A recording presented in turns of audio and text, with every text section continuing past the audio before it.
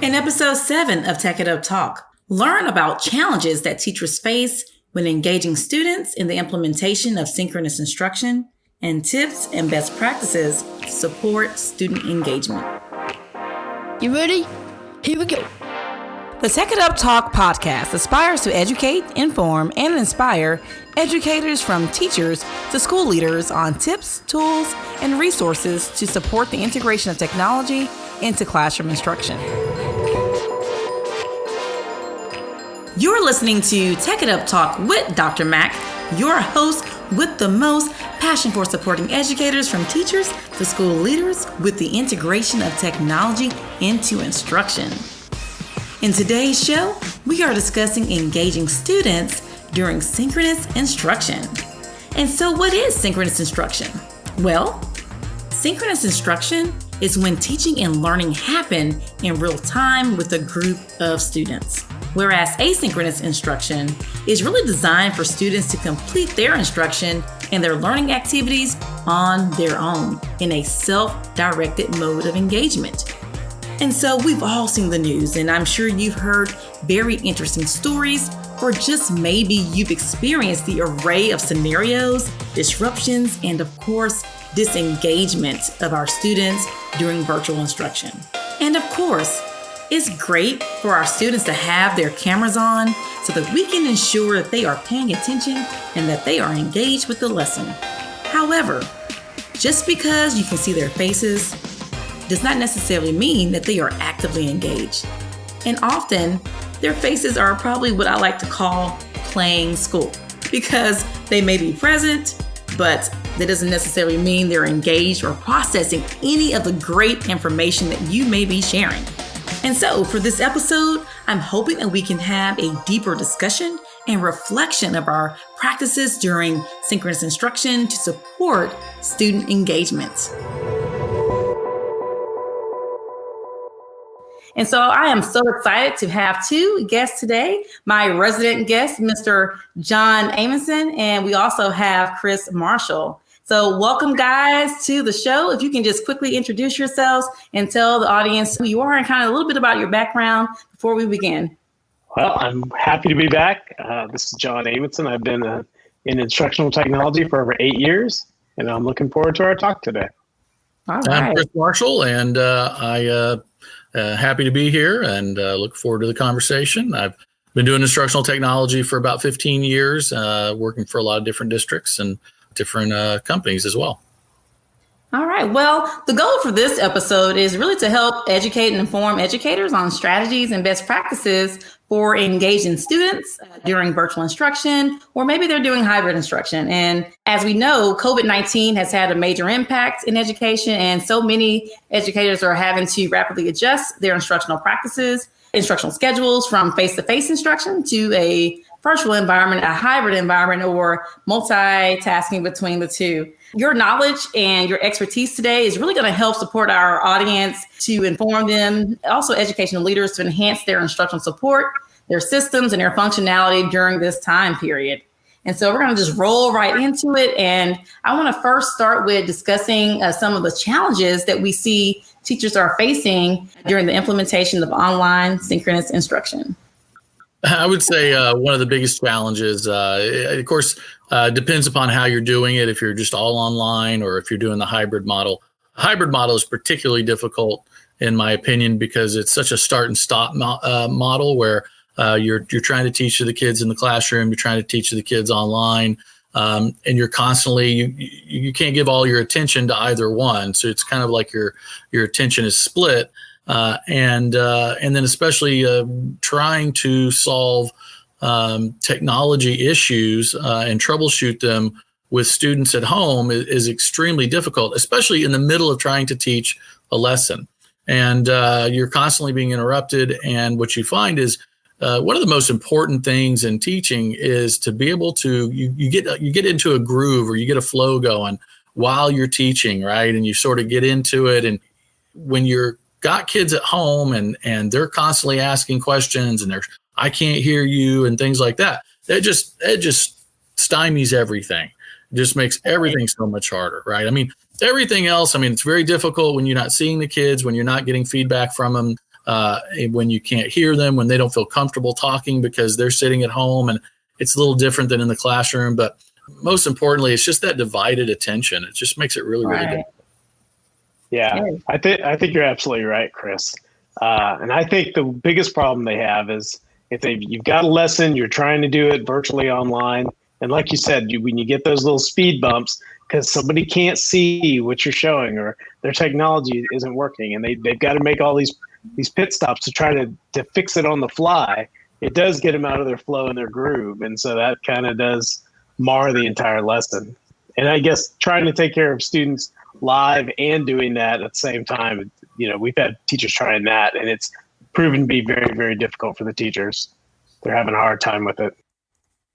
Right. And not only are they having a hard time with that, they're still adjusting to teaching in just one mode, and having to balance between the two modes adds an extra layer of challenges for them to multitask their virtual students with their students who may have just joined them in person.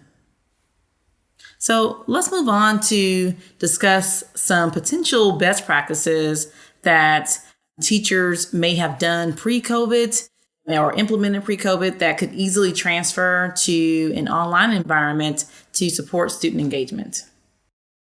Interactivity is the main thing that they need to worry about when they've got the synchronous time and kids are online. It can't just be sit and get for the kids trying to listen to a teacher giving direct instruction like they would in the classroom, where you kind of have a slightly captive audience. Students that are at home have all sorts of things interrupting them, right? And to keep their focus onto that little screen to watch the teacher doing whatever lesson they're trying to do, I think they have to have lots of points of some interactivity with the students where they can interact with the student. We talk about it in schools where you need to do it like every 7 minutes or so. I think that's even more so virtually. You have to have an opportunity for the kids to interact, whether it's just a quick check for understanding, raising their hands if they understand, participating in some sort of fashion. You've got to build that up even more in these lessons because it's a total necessity when you go virtual. Yeah, absolutely. I mean, interactivity is key. I mean, you need to be constantly asking the kids at home questions so they feel like they're a part of things, so they can't zone out as easy. You have to give them longer wait times for them to answer back. If they don't answer back right away, you need to pause and give them a chance to answer. And like I said, just make it more interactive.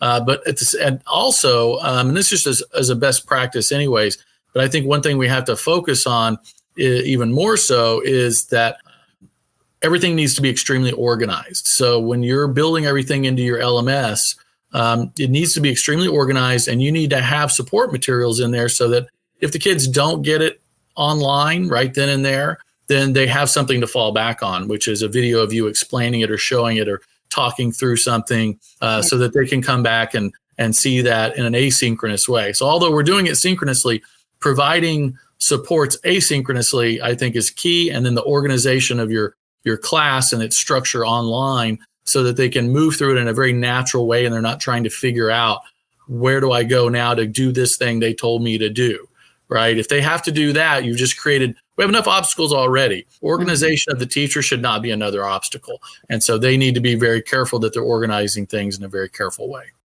I definitely think both of those are very important that were important pre-COVID, interactivity and being organized. And so you're right. And so now you're having to really organize it in a different way. And you have to even be a little more creative with some of your organization to help really keep them engaged in the process. And how can you still do those check for understandings every 5 to 7 minutes or so when you're online? And like, what does that look like? And if their cameras are off and you can't see them, how do you know that they're even engaged into the lesson? So there's so many different challenges that teachers face, and just thinking through, like, how can I still engage my kids, whether the camera's on or off, and still have them a part of the lesson. With that said, those are definitely some things that were best practices pre-COVID that are still best practices now, even teaching virtually. But what are some practices that may have been good during a face-to-face instruction pre-COVID that maybe teachers should not continue to implement or try to force during virtual instruction? I would say one of the main things is, and not that it's a bad thing, but teachers lecture. They tend to talk to kids, at kids, and that's one of the things that we do as teachers. I think you have to move away from that does not work online. You have to talk with kids. You have to ask more questions. Again, it goes back to the interactivity and not allowing them to be passive learners, but making them be active learners and be an active part of that process. Right. Yes, I completely agree. No, I totally agree too. I think that's something that they have to do. I think one of the things we talked about just a little bit earlier that I think we've probably all seen when teachers first get in this world of dealing with digital education is getting them to actually do things with recordings with their voice and filming themselves was always kind of a thing that was holding them back. But you absolutely have to get over that now that you're trying to do these virtual lessons, because building those relationships with students that you would do in a classroom that you could do over time, day after seeing them, you really have to start incorporating that into your lessons, into the stuff that's asynchronous, so they can hear your voice, so they can see your pictures, so they can watch your video, and have you encourage them to go through the lesson. And I think teachers need to realize that that's almost a must-have now, so you can continue to build those relationships in an asynchronous environment. Right. I absolutely agree. I was just about to say the same thing. So even if you're teaching virtually, when they leave you, still be present and available for them. And I tell teachers this all the time. You want to be present and available for your students throughout the lesson process, whether you're there with them or not, and leveraging video, screencasting, or if you just want to do audio just to help guide them through the process, definitely help support them in being able to process information better or ask more questions. And also it helps parents too, because parents are at home just trying to make it through as your co-teacher almost, to help support their students. And just having that visual component to help support what's happening during instruction definitely goes a long way for when that kid returns back to you for your next synchronous meeting. And so let's now kind of move to some current practices that may be working well for teachers right now. So what are some teachers doing that are teaching virtually that are working well in a way that we can probably share and help other educators who may not know or may not have thought of? I think incorporating some third-party products into their LMSs to add some interactivity. So things they could have done in class that would have worked that still work virtually. So if you're going to do an online check for understanding with some of the products that are out there, quizzes, Kahoots, little things, nothing for a major grade, but just to keep kids interactive. Those things still work in this type of environment when they're working with them synchronously. So I think they should incorporate that. Not all the time, but enough times just to keep those kids active, like we were talking about earlier. Those little things will get the kids more engaged into being into the lesson. Yeah, definitely. And also grouping kids in certain ways where you have kids who are on campus being grouped with kids who are at home and being put into groups. So we had a science teacher, our science department, where they were doing labs. And what they were doing is they were taking some of the kids at home and they were interspersing them with the kids into groups at school. And then they would all be working off of just one laptop so that, the kids were all coming through one laptop and they could see the lab and what was going on. And they were explaining to them what they were doing and how they were doing it. And then the kids at home were able to then instruct and say, okay, try doing this now. And then they would try it for them and show them what they were doing. And that way bringing them in and making them a part of what was going on. I thought that was a really neat way to try to adjust your teaching to the times. Oh, I think that sounds like a great idea. that sounds like a great way to collaborate. Mm-hmm. Wow, yes. Groups. Wow, that's amazing. Just to see you bring in someone who's at home learning and maybe cannot be there with the other kids and the other kids are there and still include them in the lesson. I think that's very powerful and really changes the dynamics of how we teach and collaborate. I think that's pretty awesome that teacher is doing that. And if you're listening out there, that's definitely a great idea. If you're having to teach a hybrid model where you're supporting synchronous and asynchronous at the same time, or you're doing synchronous lessons in person and synchronous with your students online or virtual and trying to include them in, that's just an awesome idea. Another thing is, the students need to feel like they're kind of like they're in the classroom, right? And when they're looking through the computer, all they see is the teacher very often. And if the kids at school are in the session, then they might see them, they may not, just depends. They'll see some of the other kids that are at home, maybe, just depends on how the teacher has the settings up.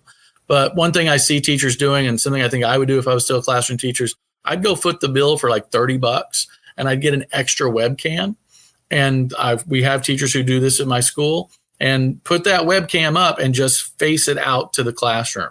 And then that way, one of the video feeds that the kids are seeing is the entire class.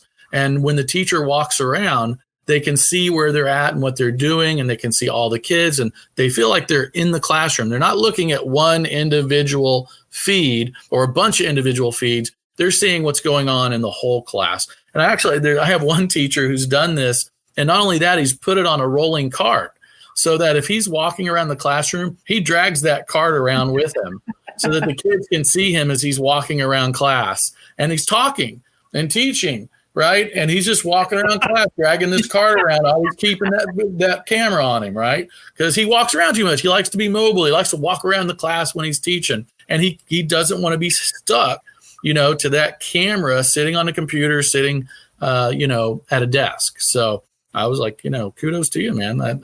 I think I would copy that. Right. Yeah, so that sounds like a great idea. Yeah, I know. I'm hearing a pattern of human interaction really helping to support the synchronous learning. And I know we're talking about technology and supporting technology integration, but using technology to support human interaction for learning is, I think, a very positive way to help build culture at home for our virtual students, and something a little bit different for our students who may be in person right now. But it's definitely something awesome to do. And I love hearing those stories. So I'm hoping that after this podcast, we can hear more ideas from other educators who are doing some awesome things out there. And hopefully we can inspire someone else to do something and support their classroom and reach out and help make that impact on student outcomes. So that's great. But before we move on to our next segment, and I really wish we had more time in this episode to go into greater details, but I definitely want to quickly share some best practices for the listeners to consider when leveraging technology to increase student engagement. And some of these you guys kind of already share and discuss, but I just want to reemphasize some of them that you highlighted and also add a little bit more before we move on. So like John, you discussed teachers building interactivity and having students engaged throughout the lesson, whether teachers are using tools like quizzes or Kahoot to support the interaction of the synchronous lesson. And so I really want to reemphasize that teachers, it's important for you to plan frequent interactions throughout your synchronous lesson. And you don't always have to use these extensive applications for all of your interactivity. And maybe you can just leverage some of your video conferencing tools to do like a thumbs up, or like John said, a raised hand.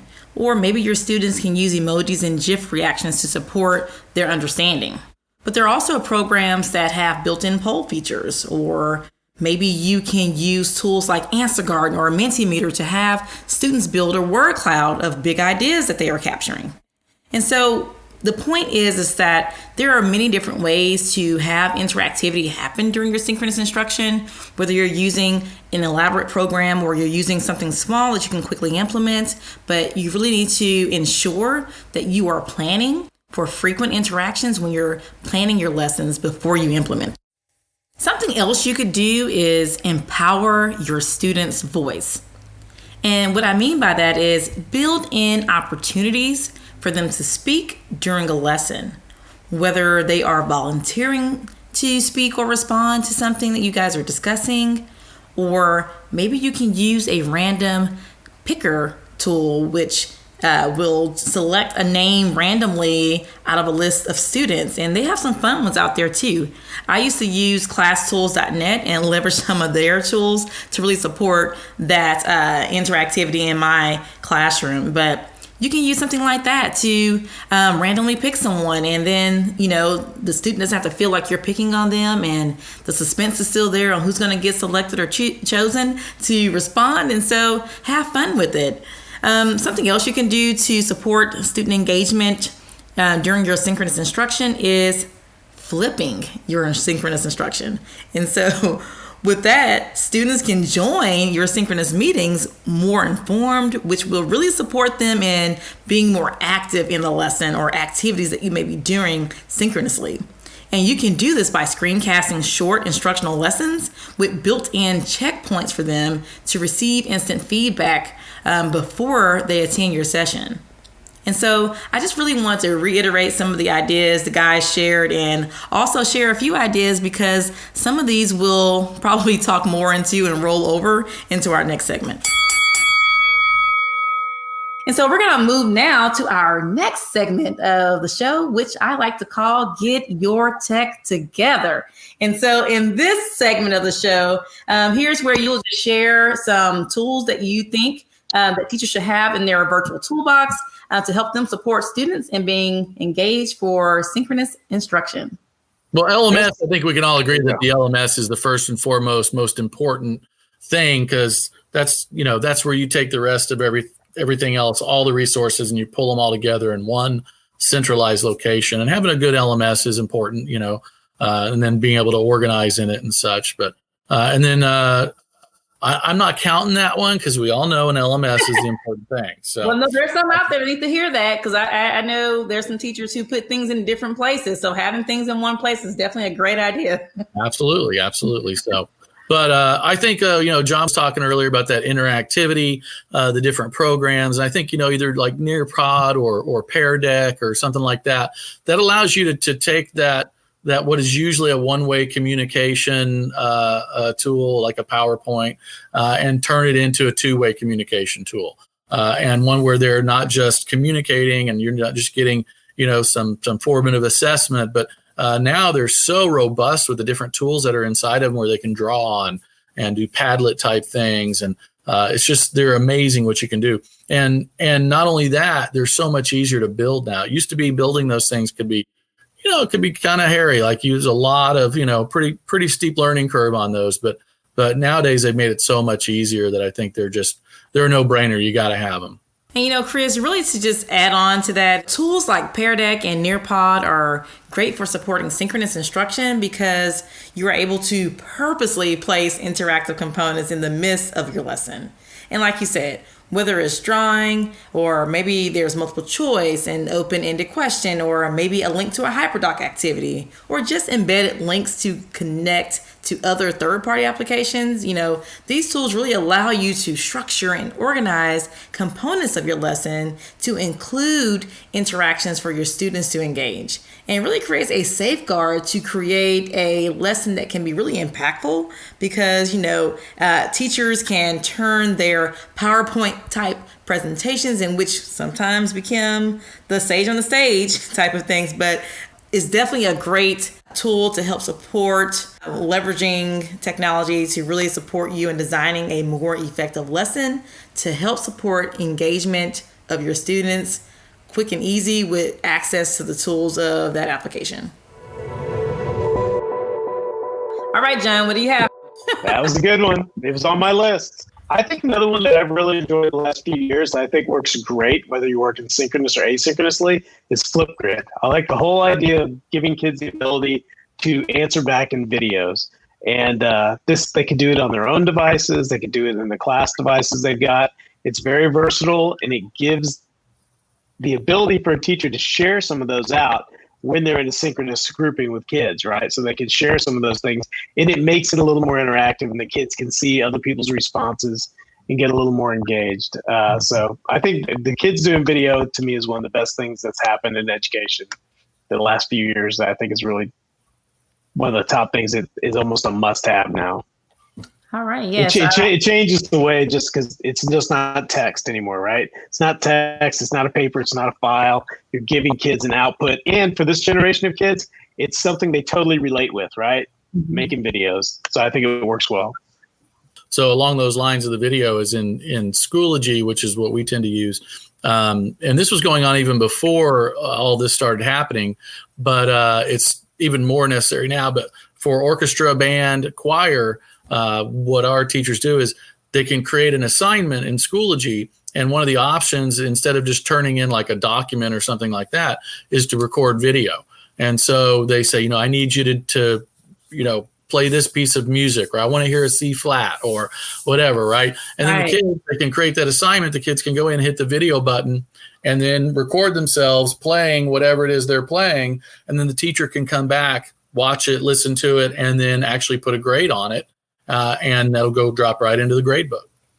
Oh, Chris, you read my brain really well. I think I preach that over and over. I always talk about and tell teachers, and I probably say that this rich text editor is my best friend, and how you can leverage the different features on there, not to just have text responses, but to have audio, image, and of course, video, where you can record in seconds from your device and not necessarily have to get one-way type of communication from your students. And so leveraging those tools for students showing their performance or showing what they've processed, learned, and gained from their lesson is great. And also teachers can use it to give feedback. And so even respond back to them and still get that human interaction that we're talking about through the technology to really help support them.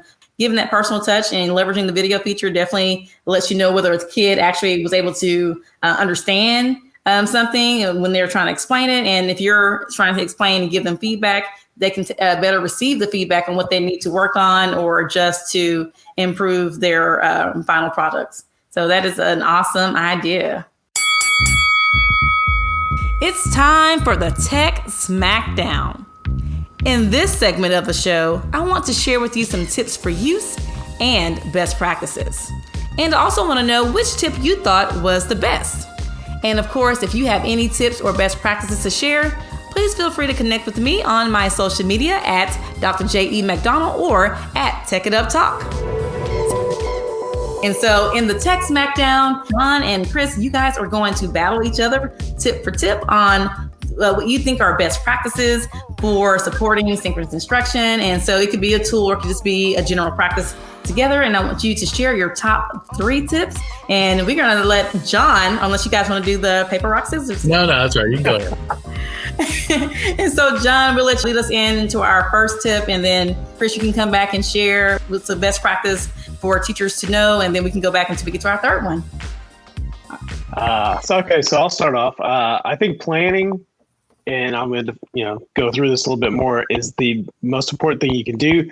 But the time management and planning, I think you really need to understand that we're limited on time, and with the synchronous time that you have with the student, and Chris talked about it earlier when we were talking, that so many things can go wrong. So if you think you have 30 minutes, 45 minutes, an hour, you really shouldn't plan on your lesson going that long. You need to scale it down a bit for all those mishaps that are going to happen, or else you're not going to get to the end of what could be a great lesson, right? So if you've got 45 minutes, make it 30 if with no problems. So that way, when the problems come up, you can still take care of them and get to the meat, those bangs part of your lesson, so the kids can really enjoy it.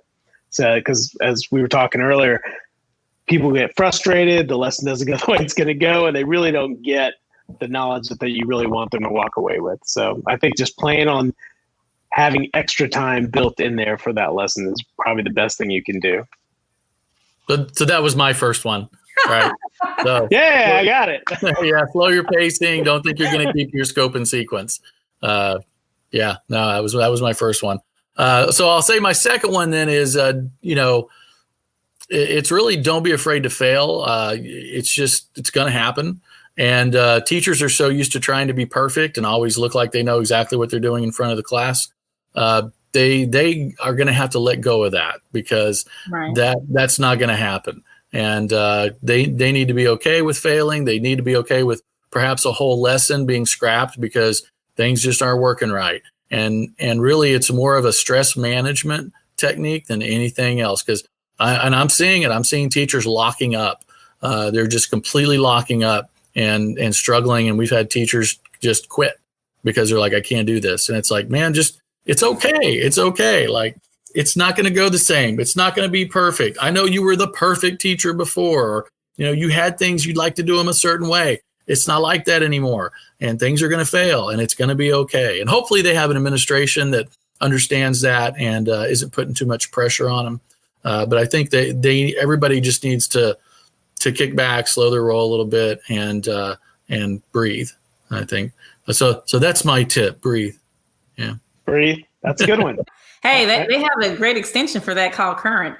By the way, I talked about in my last episode. Current is a good extension you can use for help those breathing moments, because we need to breathe sometimes as teachers. So I recommend installing Current if you need those friendly reminders. I'll Look check at it out. Jocelyn just jumping in our segment here. Okay, let's see. My next one. I'm trying to think. I kind of want to go with a category. So, Chris, I'm going to steal a little bit of a category here. Okay. I think screencasting is super important. And you were talking about making sure that the teachers can record themselves and have that available if students miss the live interaction that they're having with the class, so they can watch it later. So getting comfortable with any kind of screencasting tool, whatever that may be. I'm just going to name a couple: Screencast-O-Matic, Screencastify, Loom. If you've got others, that's fine too. But I mentioned this earlier, get comfortable videotaping yourself, hearing your own voice, doing that stuff, because that's the voice the kids have to listen to all year, and that's the face they have to look at all year. So it's okay. So I'll actually play off of that and say, because I totally agree with it.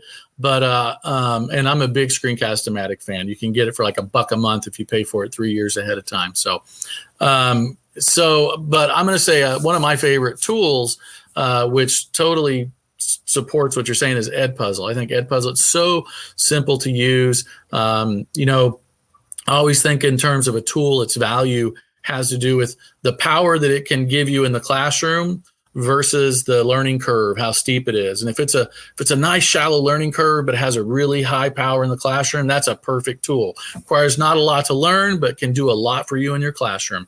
And then you incorporate something like Screencast-O-Matic or something like that. I mean, of course, you can go to YouTube, pull in videos, great videos that other people have made, but you can also record your own videos and pop them in there as well.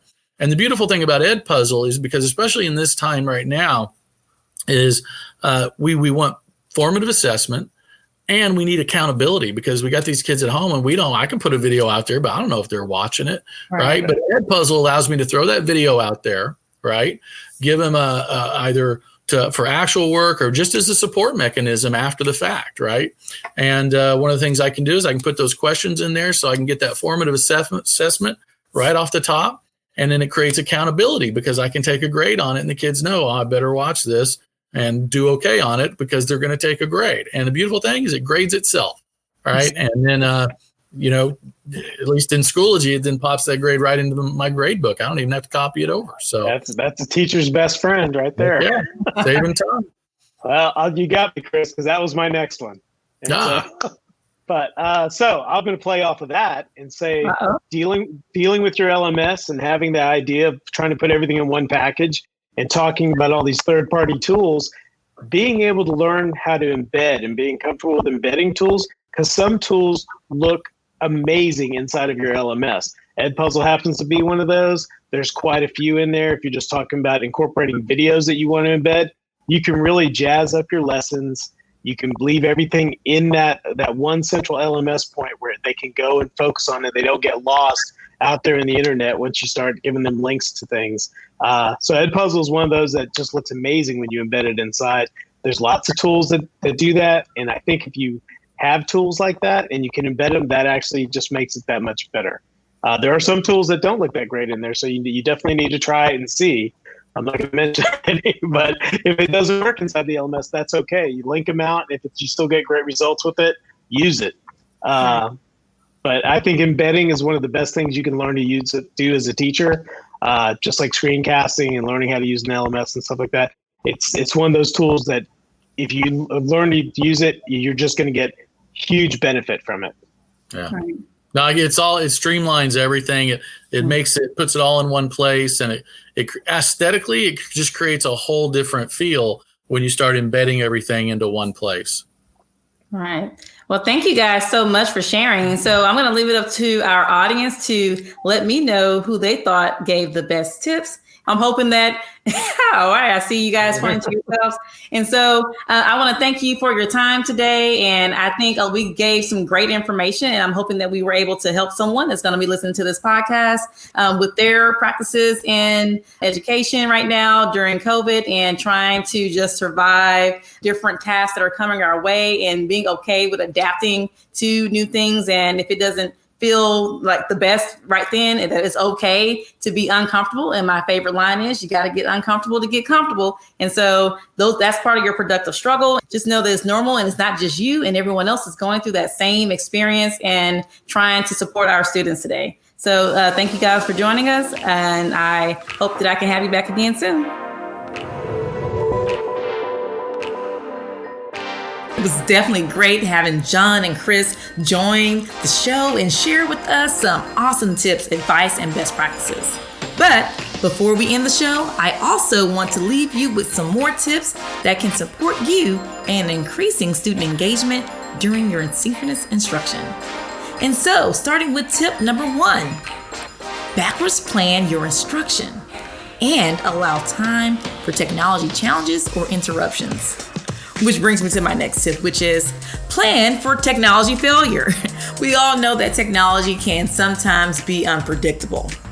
Okay, so my next tip is to back up your synchronous instruction with an asynchronous lesson. And so Chris talked about this a little bit earlier in the show, but just think, when you're backing up your synchronous instruction with an asynchronous lesson, your students can return back for that next synchronous meeting. They'll be able to engage at a higher level, and it helps support technology issues that may happen. And so if you're having trouble with technology, you still have an asynchronous plan that can help back it up. And it's also a great way to reinforce your synchronous lesson for your students who may need additional support, guidance, and resources, or just give them time for more practice. My next tip, which I mentioned earlier, which is to empower your students' voice. And so there are different ways you can do this just by having them be a part of the discussion, or of course you can leverage technology like John shared with Flipgrid and other tools that can really capture their voice and have them be a part of the lesson, or then maybe just them working in groups and presenting, and doing recording. So definitely empower your student voice. Another option you can do to support the engagement is building student choice into your lessons. So give your students options. Everyone doesn't have to do everything the same way. So let them choose and, have those options and get in the habit of having an array of different things that they can do to still support their learning. And of course, as I stated earlier, flip your synchronous instruction with screencasting and checks for understanding that can provide students with instant feedback before attending class. And so this tip is very cool because it can really maximize your time with your students. So just imagine them coming ready to class already, and you can really go deep and dive deeper with the activities that you can do and help support any misunderstandings. And another tip is you can repurpose the use of technology tools. And, some of you guys are accustomed to using PowerPoint and Google Slides for presentations, and they're great presentation tools, but guess what? You can also use them for so much more. So during your synchronous instruction, you can turn those presentation tools into an interactive space and use them as whiteboards, manipulatives, a brainstorming session, and so many other things you can do. So repurpose the use of tools you already have access to. And my last tip that I want to leave you with is that, as I stated before, plan for frequent student interactions throughout your synchronous lesson. And so your students should ideally be doing something every 5 to 7 minutes, whether it's a small impact or you're using some extensive program to support checking for understanding. But if you're lecturing the majority of your session, then you are really creating missed opportunities for active engagement from your students. Thank you for listening to the Tech It Up Talk podcast with Dr. Mac, your host with the most passion for supporting educators on using and implementing technology. Be sure to connect with me on the Tech It Up Talk Facebook page and Twitter and Instagram at Tech It Up Talk or at Dr. J.E. McDonald. Now, I know teching may not always be easy, but it sure is fun.